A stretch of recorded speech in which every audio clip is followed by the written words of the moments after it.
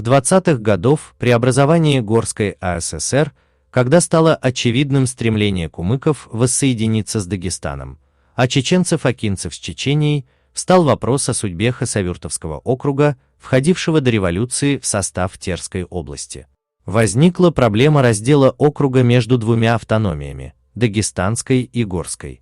Вариант расчленения округа категорически не устраивал акинцев, так как часть их восточных земель, отнятых у них царизмом еще в 1867 году, при этом отошла бы в границы Дагестана.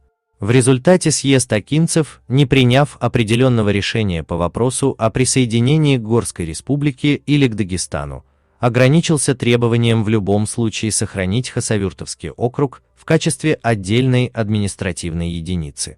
Это решение было истолковано Хасавюртовским ревкомом как желание акинцев остаться в Хасавюртовском округе, то есть в составе Дагестанской республики.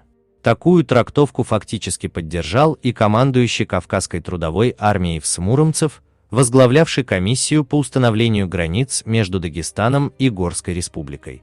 Об этом и ушла без ведома самих акинцев бумага в Москву. Заявление же акинской делегации, сделанное во Владикавказе о желании акинского общества присоединиться все-таки к Горской республике, было просто проигнорировано. Присоединение Хасавюртовского округа к Дагестану окончательно было закреплено 20 января 1921 года декретом в ЦИК об образовании Дагестанской АССР. Когда это решение было обнародовано и тайное стало явью, акинцы подняли восстание, которое было представлено как просто антисоветское и жестоко подавлено. Любопытная статистика.